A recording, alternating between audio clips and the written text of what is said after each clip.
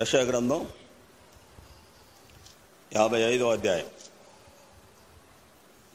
యెషయా గ్రంథం 55వ అధ్యాయం 3వ వచనం అందరం కలిసి చదువుతాం.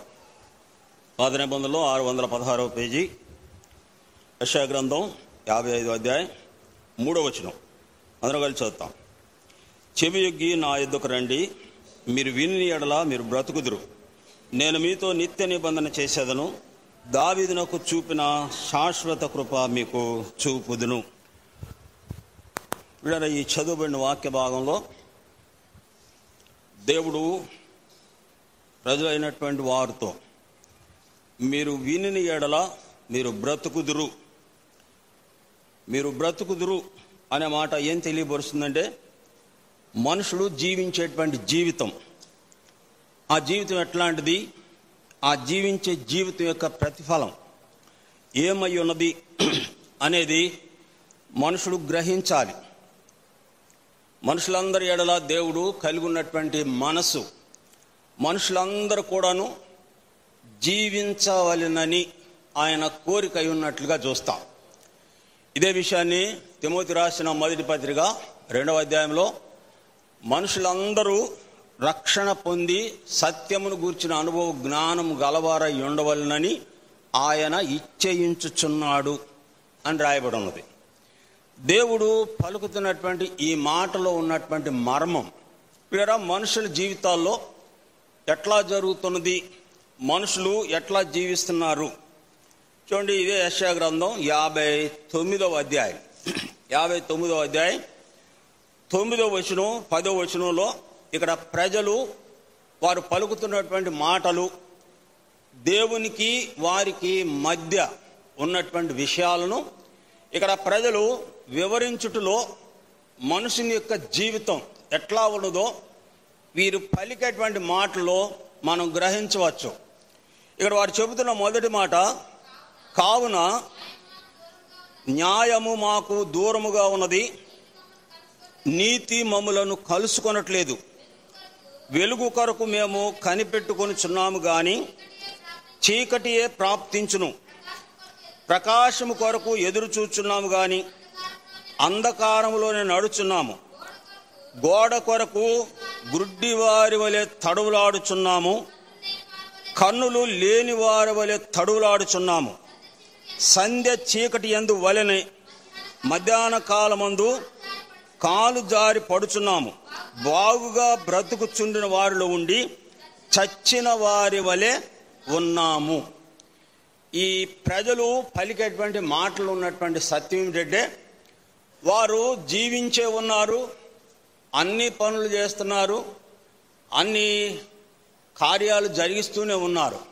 అయితే వారు ఎట్లా ఉన్నారు అంటే, వెలుగు కొరకు కనిపెట్టుకొనుచున్నాము, మాకు చీకటియే ప్రాప్తించుంది.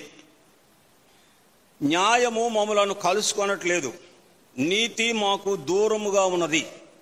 నీతి న్యాయాలు దేవుని యొక్క ఆధీనము. ఈ నీతి న్యాయాలే మనుషులకు దూరముగా ఉన్నట్లుగా వీళ్ళు పలుకుతున్న మాటలు చూస్తాం. ఆ తర్వాత వ్రాయబడిన మాట, ప్రకాశము కొరకు ఎదురు చూస్తున్నాము కానీ అంధకారంలోనే నడుచున్నాము. గోడ కొరకు గుడ్డివాని వలె తడువులాడుచున్నాము, కన్నులు లేని వారి వలె తడువులాడుచున్నారు. పట్టపగలే వారు కాలు జారి పడిపోతున్నారు. ఈ విషయమై ప్రభువైన యేసుక్రీస్తు వారు మత్తయి సువార్త 13వ అధ్యాయం 13, 14, 15 వచనాల్లో అక్కడ రాయబడిన ప్రాముఖ్యమైన మాట ఏంటంటే, మీరు వినుటకు మట్టుకు విందురు గాని కాననే కానరు, చూచుట మట్టుకు చూతురు గాని గ్రహింపరు. ఆ తర్వాత అంతకుముందు వ్రాయబడిన మాట, వారు విని స్వస్థత పొందకుండానట్లు వారి హృదయము క్రొవ్వినది అని ఇక్కడ ప్రభు పలికినటువంటి మాటలు. వారి చెవులు వినుటకులో మందములైనవి. యేసు ప్రభు చెప్పిన మాటకు యెషయా గ్రంథం 59:9, 10 వచనాల్లో ప్రజలు పలికేటువంటి మాటలకు వీర ఉన్నటువంటి తేడా ఏమిటంటే, అపోస్తలుడైన పౌలు కొరింథీయులకు రాసిన 2వ పత్రిక 4వ అధ్యాయం 4వ వచనంలో, ఈ యుగ సంబంధమైన దేవత అవిశ్వాసులైన మనోనేత్రములకు గుడ్డితనము కలుగజేసెను, క్రీస్తు సువార్త వారి మీద ప్రకాశించకుండా నిమిత్తం. ఇక్కడ ప్రజలు పలికేబట ప్రకాశం కొరకు ఎదురు చూస్తున్నాము కానీ చీకటిలోనే సంచరించున్నాము. అంటే దేవుని యొక్క ప్రకాశము వారిపై పడకుండా నిమిత్తమై ఈ యుగ సంబంధమైన దేవత అవిశ్వాసులైన మనోనేత్రములకు గ్రుడ్డితనము కలుగజేసెను అని రాయబడి ఉన్నది. కనుకనే 66వ గ్రంథమైనటువంటి ప్రకటన గ్రంథంలో ప్రభువైన యేసుక్రీస్తు వారు ప్రకటన గ్రంథం 3వ అధ్యాయంలో వ్రాయబడిన మాట, నీవు జీవించున్నవన్న పేరు మాత్రమే నీకున్నది కానీ నీవు మృతుడవే. అంటే ఇప్పుడు ప్రభు చెప్పే మాటలో ప్రజలు పలికే మాటలో ఉన్నటువంటి తేడా ఏమిటంటే ఈ యుగ సంబంధం ఇరువురికి మధ్యలో ఈ యుగ సంబంధమైన దేవత క్రీస్తు సువార్త ప్రకాశము వారి మీద పడకుండా నిమిత్తమై వారి హృదయ మనోనేత్రములకు గ్రుడ్డితనము కలుగజేసెను అని రాయబడి ఉంది. అంటే ఇక్కడ మనుషుడు ఎట్లా జీవిస్తున్నాడు అంటే తన మనసును తానే నమ్ముకొని జీవించినటువంటి జీవితాన్ని చూస్తాం. వారు చెప్పినటువంటి ఈ మాటలన్నిటిలో దేవునికి దూరం అయిపోవడానికి, పట్టపగలే వారు కాల్జారి పడడానికి, ప్రకాశం కొరకు ఎదురు చూస్తున్నప్పటికీ కూడాను చీకటిలోనే సంచరిస్తున్నటువంటి అనుభవం, మిట్ల మధ్యాహ్నం కాల్జారి పడిపోయేటువంటి అనుభవం. ఇవన్నీ ఏం తెలియపరుస్తుందంటే వారి మనసును వారే నమ్ముకొని జీవిస్తున్నారు. ఈ విషయమై మహాజ్ఞానమైన సొలొమోను తాను రాసినటువంటి సామెతల గ్రంథం 28వ అధ్యాయం 26వ వచనంలో తన మనసును నమ్ముకొని వాడు బుద్ధిహీనుడు అని రాయబడి ఉంది.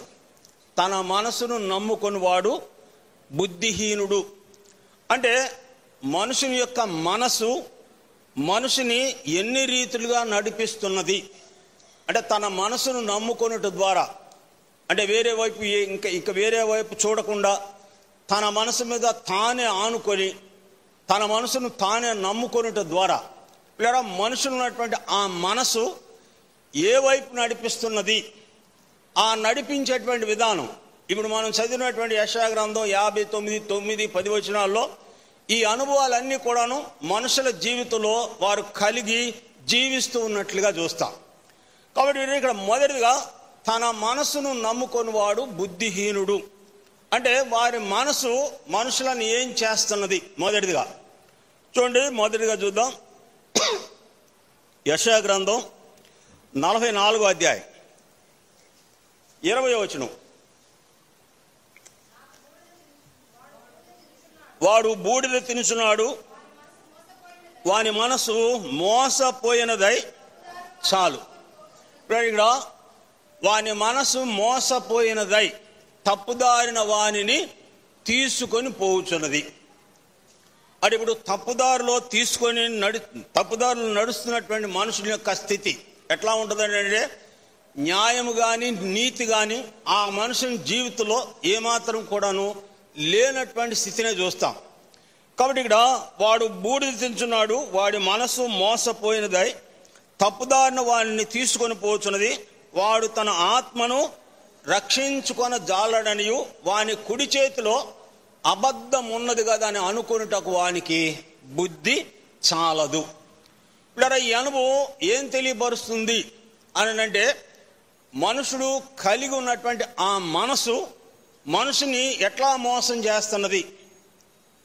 హోషేయ గ్రంథం 10వ అధ్యాయం 2వ వచనంలో ఇజ్రాయెల్ ప్రజల గురించి ఉద్దేశించి పలికినటువంటి మాట కపట మనస్సు అని రాయబడి ఉంది. ఆ మాట చదవండి. వారి మనసు కపటమైనది గనుక వారు త్వరలోనే తమ అపరాధములకు శిక్ష నొందుదురు. వారి మనసు కపటమైనది గనుక ఈ కపట ప్రవర్తన లేక కపటం యొక్క స్థితి ఎట్లా ఉంటుంది అంటే పైకి ఒకటి లోపలికి ఒకటి అనేది కపటమైనటువంటి మనసు.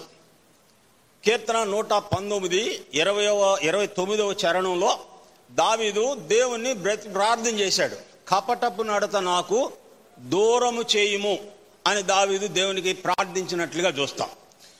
దావీదు యొక్క జీవితంలో కపట ప్రవర్తన ఆరంభానికి మూలం ఎక్కడ అంటే అతడు యుద్ధానికి వెళ్లకుండా యెరూషలేములో నిలిచిపోయిన తరువాత వీరు మరుసటి రోజు సంధ్యా సమయమున మిద్దె మీద తిరుగుతున్నటువంటి సమయంలో బత్షెబా స్నానం చేస్తుండగా చూసిన దగ్గర నుండి దావీదు యొక్క మనసు కపట ప్రవర్తన కలిగి ఉన్నట్లుగా చూస్తాం. ఆ తర్వాత జరిగిన విషయం అంతా మనకు తెలుసు. ఆ కపట ప్రవర్తన నాకు కపటపు నడత నాకు దూరపరచుము అంటే దేవుడు కలగజేసుకొని తాను కపటమైనటువంటి స్థితిలో ఉన్నాడు అని తెలియపరిచేదాకా ఇక్కడ దావీదుకు ఏమాత్రం కూడాను తెలియనటువంటి స్థితిని చూస్తాం. అది ఇక్కడ ప్రజలు ఏమంటారంటే, న్యాయము మాకు దూరముగా ఉన్నది, నీతి మమ్ములను కలుసుకొనటం లేదు.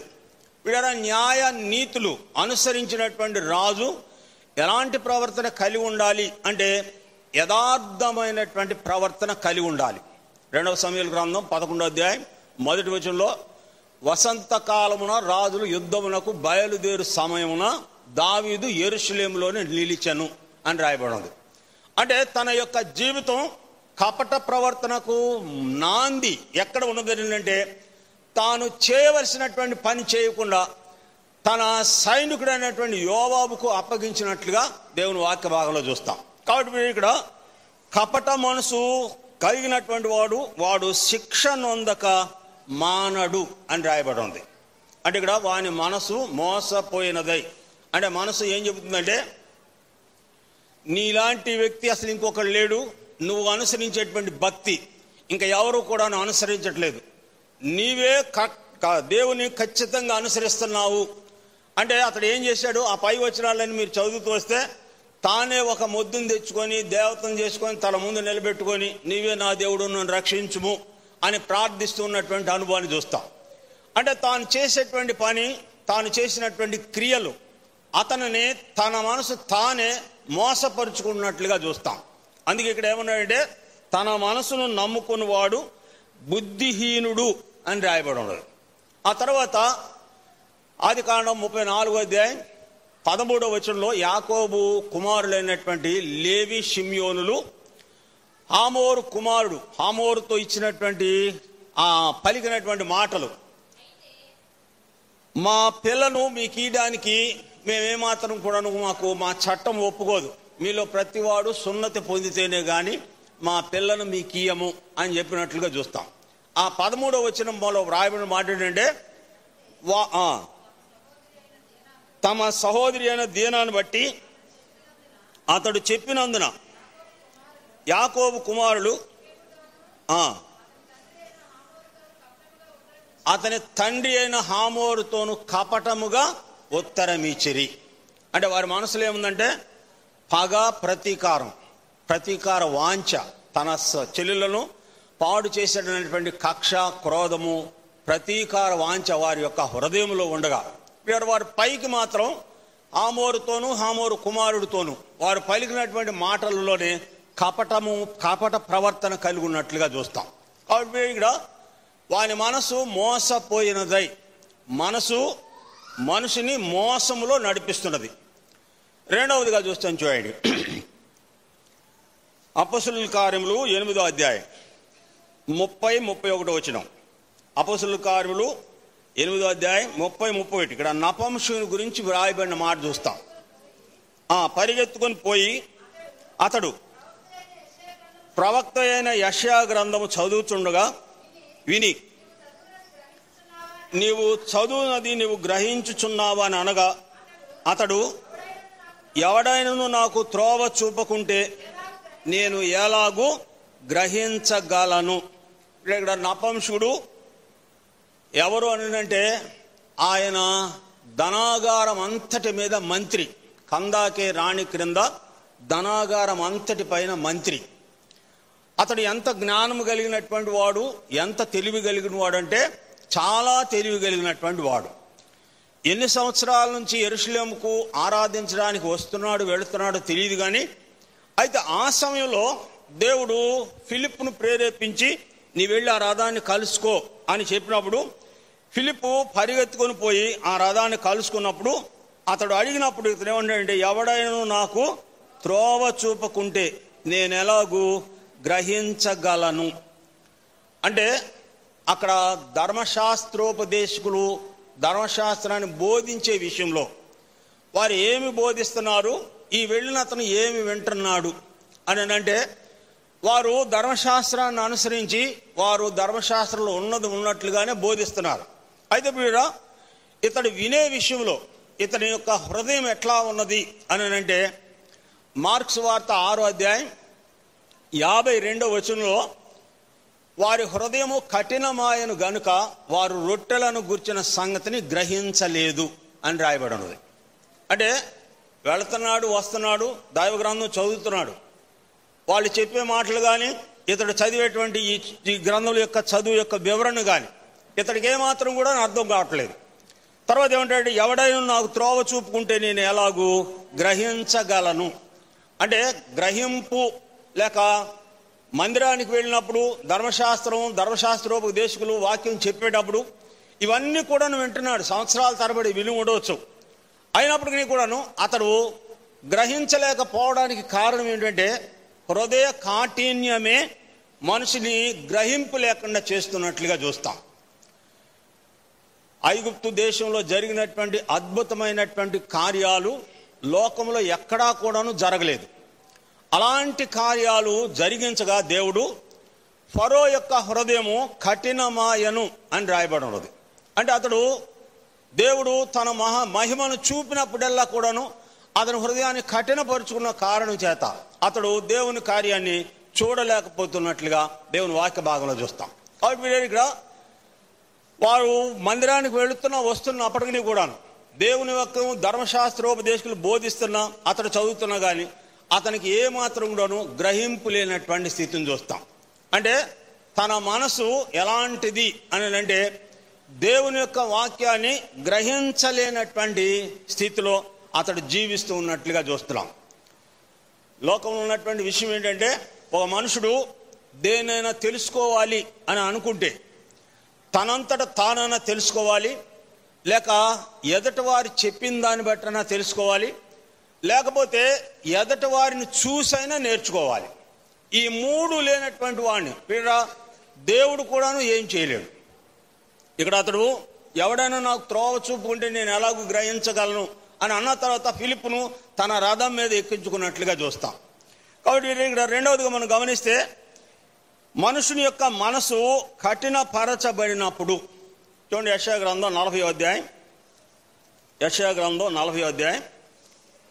20వ వచనం.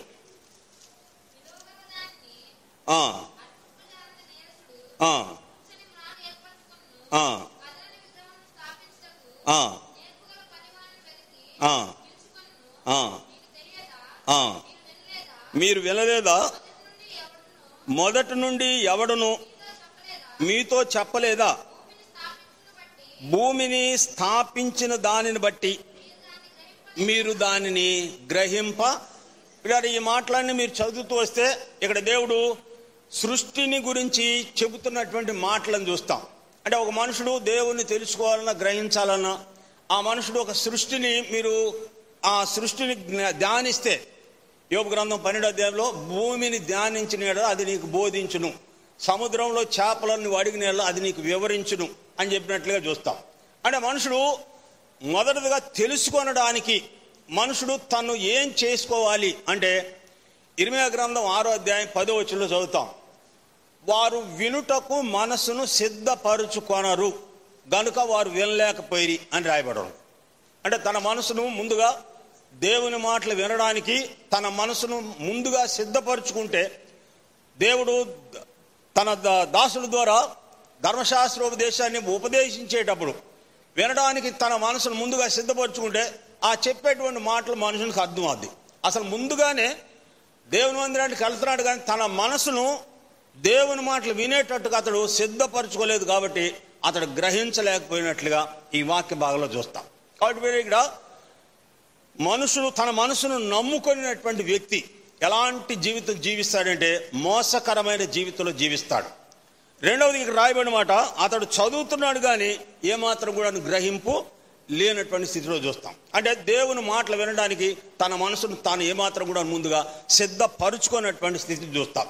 మూడవదిగా చూస్తాం చూడండి, కొలసీలకు రాసిన పత్రిక 1వ అధ్యాయం 13వ వచనం. కొలసీలకు రాసిన పత్రిక 13వ అధ్యాయం 1వ వచనం.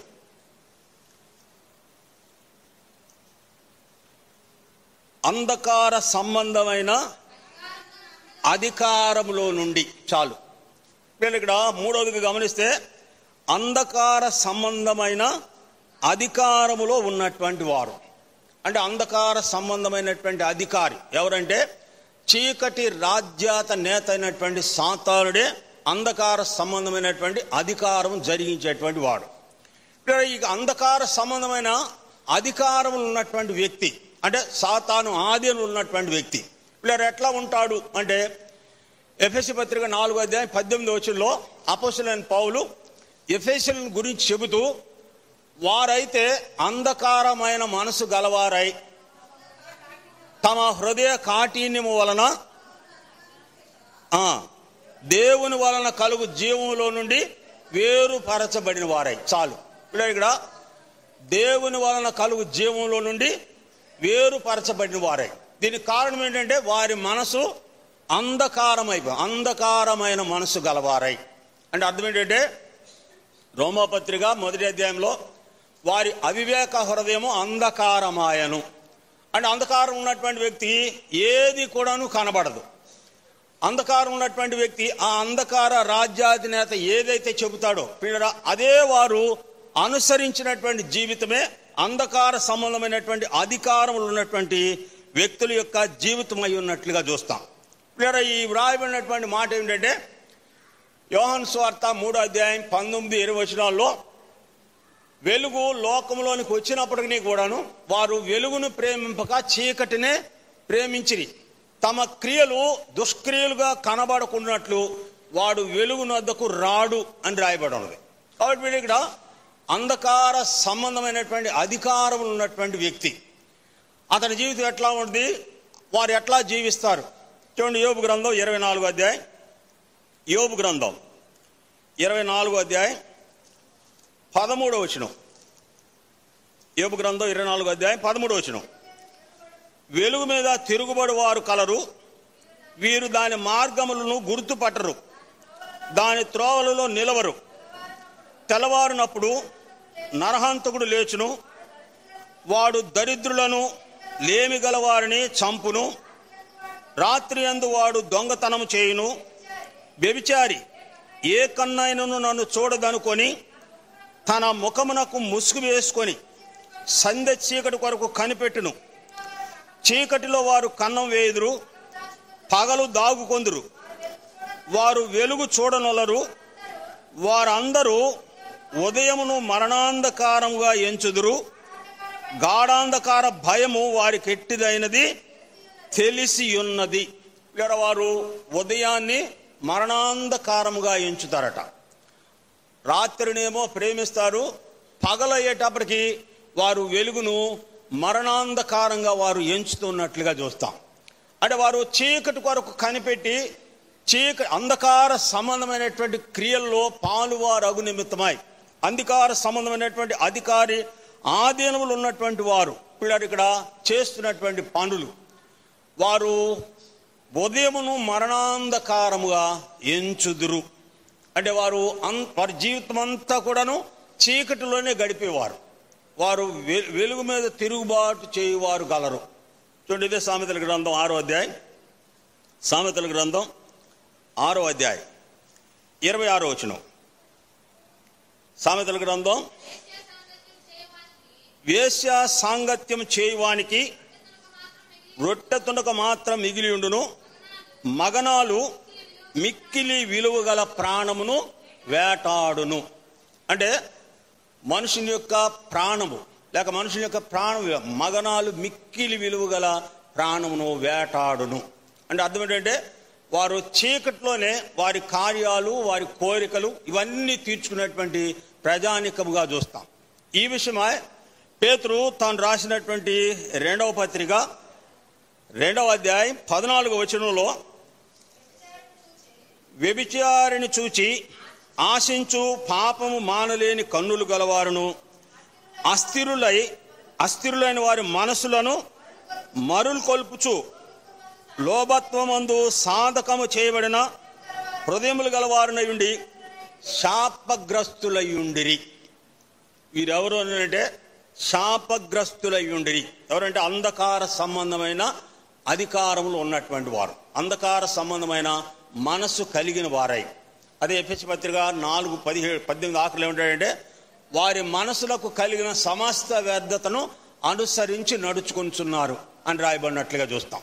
కాబట్టి వీరు ఇక్కడ మూడవదిగా వారి మనసు అంధకార సంబంధమైనటువంటి క్రియలు కార్యాలకు అలవాటు పడినటువంటి స్థితిని చూస్తాం. ఇప్పుడు ఇక్కడ నాలుగవదిగా గమనిస్తాం. అపోస్తలుల కార్యములు 19వ అధ్యాయం, అపోస్తలుల కార్యములు 19వ అధ్యాయం 2-3 వచనాలు. వారు పరిశుద్ధాత్ముడు ఉన్నాడన్న సంగతియే మేము వినలేదండ్రి.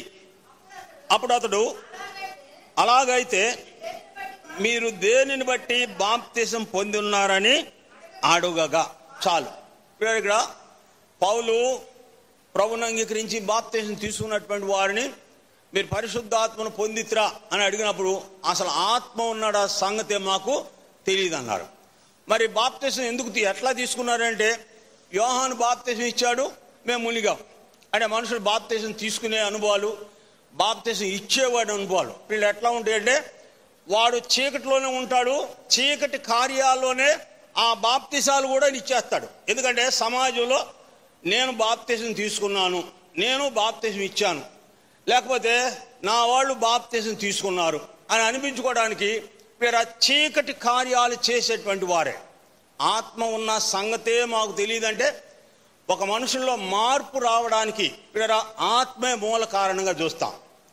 యోహాను సువార్త 8వ అధ్యాయంలో ఆయన వచ్చి పాపాన్ని గురించి, నీతిని గురించి, లోకాన్ని గురించి ఒప్పింప చేయును అని రాయబడింది.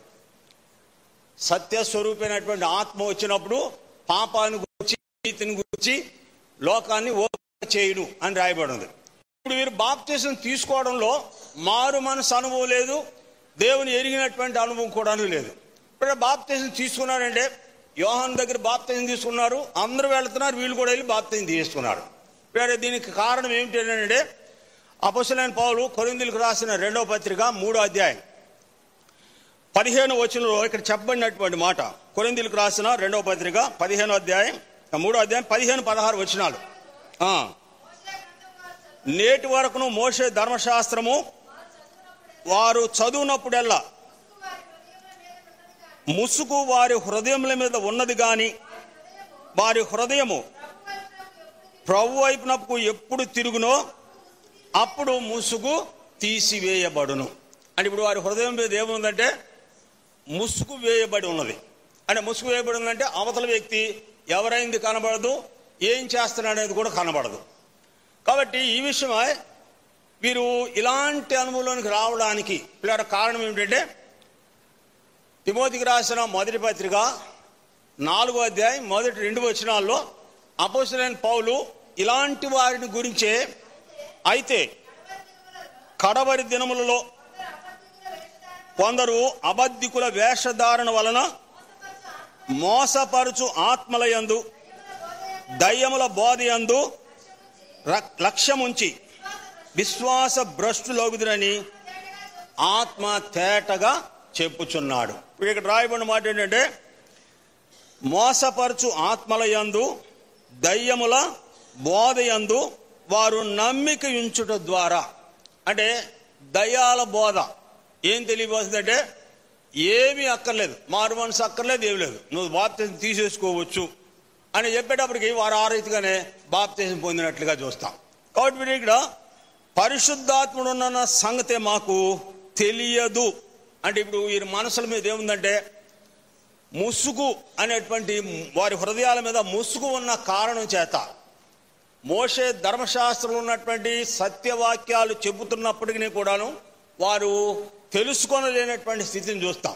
ఆ తర్వాత ఏంటంటే వారు ప్రభు వైపు ఎప్పుడు తిరుగుతారో అప్పుడు వారి హృదయం మీద ఉన్న ముసుగు తీసివేయబడుతుంది. అంటే ఇప్పుడు నపుంసకుడు ప్రభు వైపు ఎప్పుడు తిరిగాడు? నపుంసకుడు ప్రభు వైపు ఎప్పుడు తిరిగాడంటే అతడు చదువుతున్నటువంటి లేఖనాన్ని అనుసరించి ఫిలిప్పు యెషయా గ్రంథం 53 అధ్యాయంలో ఉన్నటువంటి లేఖనాన్ని అనుసరించి అది ఎవరి గురించి రాసింది, ఎవరు ఆ వాక్యాన్ని నెరవేర్చారో ఇవన్నీ కూడా చెప్పేటప్పటికి రథం వెళతానే ఉంది. రథాన్ని ఆపివేశాడు. ఆపేసి ఇదిగో నీళ్లు బాప్తిసం ఇవ్వడానికి నీకేమిటి ఆటంకం అని అన్నాడు. కాబట్టి వీళ్ళారు వారి హృదయము ఎప్పుడు ప్రభు వైపు తిరుగుద్దో, అంటే హృదయము ప్రభు వైపు, ప్రభు దేవునికి ఈకుండా ఉన్నా, ప్రభు వాక్యం వైపు తిరపకుండా ఉన్నా వీరు ఆ మనుషులు ఎట్లా ఉంటారంటే ఏమి తెలియదు, ఏమి గ్రహించరు, వారి ఇష్టానుసారంగా మాట్లాడతారు. కాబట్టి ఇక్కడ 4వదిగా గమనించినప్పుడు ఆత్మ ఉన్నాడన్న సంగతే మాకు తెలియదు అంటే కారణం ఏంటంటే వారి హృదయముల మీద ముసుగు వేయబడి ఉన్నది. 5వదిగా చూస్తాను చూడండి, అపొస్తలుల కార్యములు 14వ అధ్యాయం 10వ వచనం. అపొస్తలుల కార్యములు 14వ అధ్యాయం. పౌలు పొదుటకు అతనికి వివాసం ఉండని గ్రహించి నీ పాదములు నిలిపి సరిగా నిలువమని బిగ్గరగా చెప్పినప్పుడు అతడు గంతులు వేసి నడవసాగాను. జన సమూహములు పౌలు చేసిన దాన్ని చూచి లుకోనియా భాషలో దేవతలు మనుషుల రూపం దాల్చి మన మధ్యకు దిగి వచ్చున్నారని కేకలు వేసి బర్నబాకు ద్విపత్తి అనియు పౌలుకు ముఖ్య ప్రసంగి అనియు అతనికి హెర్మేననియు పేరు పెట్టిరి. నా 5వదిగా గమనిస్తే దేవతలు మనుషుల రూపం దాల్చి మన మధ్యకు దిగి వచ్చి ఉన్నారు. లోకంలో గమనిస్తే మనుషులను పూజించేటువంటి ప్రజలను చూస్తాం. ఏమిటంటే దేవతలు మనుషుల రూపం దాల్చి, అంటే మనుషుని యొక్క మనసులో ఏమున్నదంటే ఎహెజ్కేలు గ్రంథం 11వ అధ్యాయం, ఎహెజ్కేలు గ్రంథం 11వ అధ్యాయం 14వ అధ్యాయం 4వ వచనం చూడండి. కావున తెలియజేసి ఇలాగ చెప్పుము, ప్రభువైన యెహోవా సెలవిచ్చినది ఏమనగా విస్తారమైన విగ్రహములను బట్టి ఏం నింపుకున్నారంటే మనసులో విస్తారమైనటువంటి విగ్రహములను మనసులో నింపుకొని, అంటే వారికి ఏదో ఒకటి ఎదురు కనబడాలి, దేవుని దగ్గరికి వెళ్ళాలి, దేవుని ఆరాధించాలి అంటే ఏదో ఒక రూపం మనుషులు కనబడాలి. అంటే వారి మనసు దేంతో నింపబడిందంటే విగ్రహములతో నింపబడినట్లుగా చూస్తాం.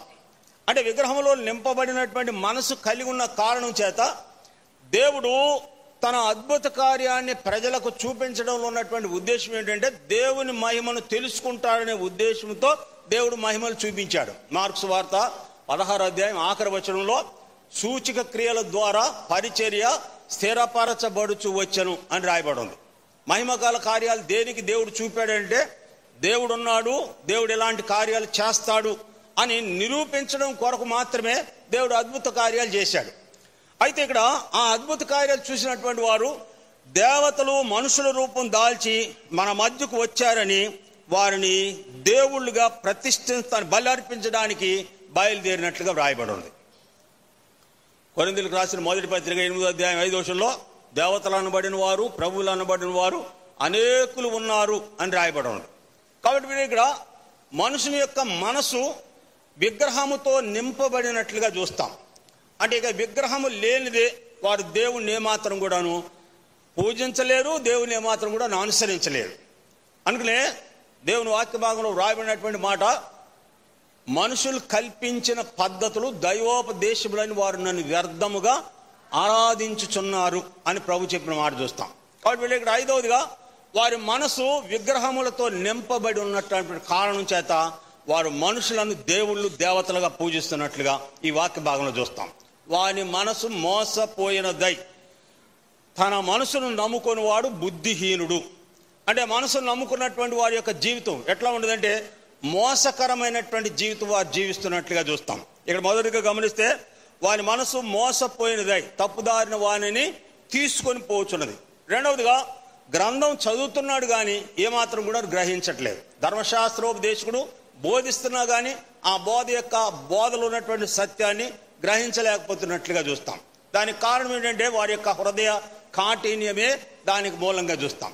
ఇక్కడ 3వదిగా గమనించినప్పుడు అంధకార సంబంధమైన మనసు కలిగి, అంధకార సంబంధమైన అధికారం, సాతాను ఆధీనంలో ఉన్నటువంటి వాడు తమ మనసును కలిగిన సమస్తమైనటువంటి వ్యర్థతను అనుసరించి జీవిస్తారు.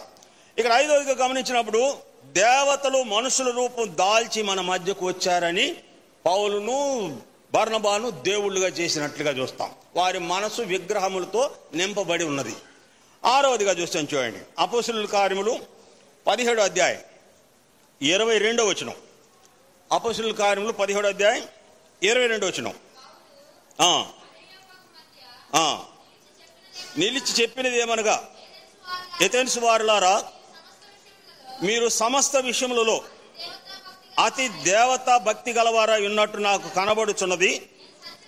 నేను సంచరించుచు మీ దేవతా ప్రతిమలను చూచుండగా ఒక బలిపీఠము నాకు కనబడెను, దాని మీద తెలియబడని దేవునికి అని రాయబడి ఉన్నది. ఇప్పుడు ఇక్కడ 6వది గమనిస్తే తెలియబడని దేవునికి అంటే దేవుడు ఉన్నాడు కంటే ఎవరు ఆ దేవుడు? 33 కోట్ల మంది ఉన్నారు. ఈ 33 కోట్ల మందిలో ఎవరు దేవుడు?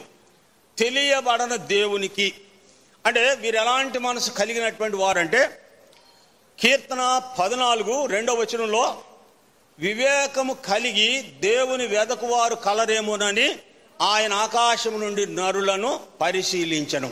అంటే వీరిలో ఏం లేదంటే వివేకము లేదు, దేవుడు తెలియలేదు. మరి దేవుడు ఎవరైంది తెలుసుకోవాలి కదా, అదేం తెలియకుండా వారి బలిపీఠం రాసినట్టు తెలియబడని దేవునికి అదే దేవుడుగా వారు పూజిస్తున్నారు. కాబట్టి వారి వివేకము కలిగి దేవుని వెదకువారు కలరేమని ఆయన ఆకాశం నుండి నరులను పరిశీలించను. ఈ విషయమై యెషయా గ్రంథం 55వ అధ్యాయం 6వ వచనంలో, యెహోవా మీకు దొరుకు కాలమున ఆయనను వెదకుడి, ఆయన సమీపమునుండగా ఆయనను వేడుకొనుడి. అంటే ఈ మనసు ఎట్లాంటిది అంటే, ఇక రాయబడినటువంటి అవివేకపు మనసు. వివేకము గలవారు విషయాలను అడిగి తెలుసుకుంటారు, తెలుసుకున్న విషయాలను అనుసరిస్తారు. అంటే వీరిలో ఏమీ లేదంటే అవివేకం ఉండుట ద్వారా దేవుని తెలుసుకునేటువంటి మనసు కూడాను వారికి లేనట్లుగా చూస్తాం. అంటే అవివేకపు మనసు కలిగినటువంటి వారు. ఆఖరిగా చూస్తాం, 7వదిగా చూస్తాం చూడండి, 2వ రాజుల గ్రంథం 5వ అధ్యాయం 15వ వచనం. నయమాను ఎలీషా ముందు నిలబడి చెబుతున్నటువంటి అప్పుడు అతడు తన పనివారంతో కూడా దైవజనుని దగ్గర తిరిగి వచ్చి అతడి ముందర నిలిచి, చిత్తగించుము, ఇశ్రాయేలులో ఉన్న దేవుడు తప్ప లోకమంతటి యందు మరొక దేవుడు లేడని నేను ఎరుగుదును. 7వదిగా గమనిస్తే ఇశ్రాయేల్లో దేవుడు తప్ప లోకమందు అంతటా మరి ఏ దేవుడు లేడని నేను ఎరుగుదును. అంటే ఎట్లా ఎరగగలిగాడు? ఇజ్రాయెల్ చిన్నది మార్గం చూపించింది, ఎలీషా దగ్గరికి వెళ్ళాడు, దేవుని కార్యాన్ని చూశాడు. ఈ విషయమై లూకా సువార్త 24వ అధ్యాయం 45వ వచనంలో, వారు గ్రహించినట్లు, లేఖనములను గ్రహించినట్లు వారి మనసు ఆయన తెరిచెను అని రాయబడి ఉంది. అప్పుడు వారు మనసు గ్రహించినట్లు, అప్పుడు వారు లేఖనములు గ్రహించినట్లు ఆయన వారి మనసును తెరిచెను. తెరువబడినటువంటి మనసు ఎట్లా ఉంటుంది అంటే, ఇజ్రాయెల్లో ఉన్న దేవుడు తప్ప మరి ఒక దేవుడు లేడని నేను ఎరుగుదును. అంటే ఎట్లా ఎరగగలిగాడు? దేవుని కార్యాన్ని ప్రత్యక్షంగా ఆయన చూచుడు ద్వారా అతని కనులు తెరవబడినటువంటి సందర్భం ఏది అని అంటే, 13వ వచనంలో పనివాడు వచ్చి అన్నాడు, అయ్యా ఆ ప్రవక్త ఏదైనా గొప్ప కార్యం చేస్తే చెయ్యవా? ఏమన్నాడు? యోర్దాను నదిలో 7 మార్లు మునుగమన్నాడు, ఇంతే కదా అన్నాడు. దానికి ముందేమో రౌద్రుడై తిరిగి వెళ్ళిపోచుండెను అని రాయబడ్డాను. అతడు వచ్చి రోగం గల స్థానం మీద చెయ్యి ఆడించి నా కొరకు నేను ప్రార్థన చేస్తాడు అనుకున్నాను అని కోపం తెచ్చుకొని, నా దేశంలో ఉన్నటువంటి నదులు ఇజ్రాయెల్ దేశంలో నదులంటి కంటే శ్రేష్టమైనవి కావా, నేను వెళ్ళి వాటిలో మునిగి శుద్ధుడవుతాను అని తిరిగి వెళ్ళిపోతుంటాడుగా పనివాడు వచ్చి చెప్పిన మాట, ఆ ప్రవక్త ఏదైనా గొప్ప పని చేస్తే చెయ్యవా? ఏమన్నాడు? యోర్దాను నదిలో 7 మార్లు మునుగమన్నాడు. అనేటప్పటికీ అతడు వెళ్ళి మునిగిన తర్వాత పసిపిల్ల దేహం వలె అయిపోయినట్లుగా చూస్తాం. కాబట్టి మీరు లేఖనములను గ్రహించినట్లు ఆయన వారి మనసులు తెరవగా యేసు ప్రభు వారికి అదృశ్యుడైపోయినట్లుగా రాయబడి, అప్పటి వరకు ఆయనతో వారితో ఉన్నటువంటి ప్రభు ఎప్పుడైతే వారు గ్రహించారో యేసు ప్రభు వారు వారికి అదృశ్యుడైపోయినట్లుగా రాయబడి. కాబట్టి ఇక్కడ 7వదిగా గమనిస్తే ఆయన వారి లేఖనములను గ్రహించినట్లు ఆయన వారి తెరువజేసెను. పాప రోగమంతా వెళ్ళిపోయినటువంటి స్థితిని ఇక్కడ నయమాను యొక్క జీవితంలో చూస్తాం. చూడండి, సామెతల గ్రంథం 8వ అధ్యాయం, సామెతల గ్రంథం 8వ అధ్యాయం 35. నన్ను కనుగొనివాడు జీవమును కనుగొనును, యెహోవా కటాక్షము వానికి కలుగును. నన్ను కనుగొనని వాడు తనకే హాని చేసుకొను. నా యందు అసహ్యపడు వారందరూ మరణమును స్నేహించుదురు. నన్ను కనుగొనివాడు జీవమును కనుగొనును. ఇర్మీయా గ్రంథం 29వ అధ్యాయం 13 వీరు నన్ను శ్రద్ధగా వెతికిన ఎడల నన్ను మీకు నేను కనుబరుచుకొందును. వీరు నన్ను శ్రద్ధగా వెతికిన పూర్ణ మనసుతో మీరు నన్ను వెతకని ఎడల నన్ను మీకు కనుబరుచుకొందును అని రాయబడినట్లుగా చూస్తాం. కాబట్టి వీళ్ళు ఇక్కడ నన్ను కనుగొని వాడు జీవమును కనుగొని వాడు, నన్ను కనుగొని వాడు మరణమును స్నేహించేటువంటి వాడు. కాబట్టి వీళ్ళు ఇక్కడ దేవుని కనుగొనేటువంటి అనుభవం దేవుడే మనుషులకు కల్పిస్తూ ఉన్నట్లుగా చూస్తాం. యెషయా గ్రంథం 62వ అధ్యాయంలో నన్ను వెదకని వారికి నేను దొరికి తిని అని దేవుడు చెప్పినట్లుగా చూస్తాం. అంటే దేవుడు ఎవరెవరికి ఆయన తన ప్రత్యక్షతను అనుగ్రహిస్తాడు అని అంటే ఆయనను వెదికేటువంటి వారికి, లేకపోతే ఆయన దగ్గరకు వచ్చినటువంటి వారికి దేవుడు తన ప్రత్యక్షతను అనుగ్రహించినట్లుగా చూస్తాం. కాబట్టి వీడు ఇక్కడ నయమాను తన కుష్ఠరోగం అంతా తీసివేయబడిన తరువాత ఇక్కడ ఎలీషా దగ్గరకు వచ్చి చెబుతున్నటువంటి మాట, ఇజ్రాయెల్లో దేవుడు తప్ప మరి ఏ దేవుడు లేడు, నేను తెచ్చినటువంటి కానుకలను నువ్వు తీసుకొనుము అని ఇక్కడ కృతజ్ఞత చెల్లిస్తున్నట్లుగా చూస్తాం. ఇక్కడ ఈ విషయమై కీర్తనాకారుడైన దావీదు తాను రాసినటువంటి 9వ కీర్తనలో ఇక్కడ అతను చెప్పినటువంటి మాట చూడండి. కీర్తన 9 మొదటి 2 వచనాలు. నా పూర్ణ హృదయంతో నేను యెహోవాను స్తుతించెదను. యెహోవా, నీ అద్భుత కార్యములన్నిటినీ నేను వివరించెదను. మహోన్నతుడా, నేను నిన్ను గూర్చి సంతోషించి హర్షించున్నాను, నీ నామమును కీర్తించెదను. ఇక్కడ నయమాను ఎలాంటి మనసు కలిగి ఉన్నాడు అంటే దేవుని కార్యాలను వెల్లడిపరుస్తున్నట్లుగా చూస్తాం. లోకంలో ఇజ్రాయేలు దేవుడు తప్ప మరి ఏ దేవుడు లేడు అని నేను తెలుసుకుంటుని అంటే దేవుని ఎంతగా గణపరుస్తున్నాడు అని అంటే దేవుడు చేసినటువంటి కార్యాన్ని తను ప్రత్యక్షంగా దృష్టించుట ద్వారా అతడు దేవుణ్ణి మహిమపరుస్తున్నట్లుగా ఈ వాక్య భాగంలో చూస్తాం. కాబట్టి వీరా దేవుడు మన జీవితాల్లో కలుగజేసినటువంటి కార్యం ఎట్లాంటిదంటే, ఒకప్పుడు ఈ పాపపు కుష్ఠరోగంతో పడినటువంటి వారే, అలాంటి వారి అందరినీ కూడాను దేవుడు స్వస్థపరచగా నన్ను కనుగొని వారు జీవమును కనుగొందురు. యేసు యొక్క రక్తమును ఆశ్రయించినటువంటి వారు జీవించేటువంటి వారుగా ఈ వాక్య భాగంలో చూస్తాం. యోహాను రాసిన మొదటి పత్రిక 1వ అధ్యాయం 7వ వచనం చెప్పబడిన మాట, యేసు రక్తము ప్రతి పాపము నుండి మనలను పవిత్రులనుగా చేయను. పవిత్రపరచబడ్డటువంటి నయమాను ఎలీషా ముందు నిలబడి దేవుణ్ణి ఇక్కడ ఘనపరుస్తూ ఉన్నట్లుగా ఈ వాక్య భాగంలో చూస్తాం. ఆ రీతిగా దేవుడు మనకు చేసిన కార్యాలను జ్ఞాపకం చేసుకుంటూ కొద్దిసారి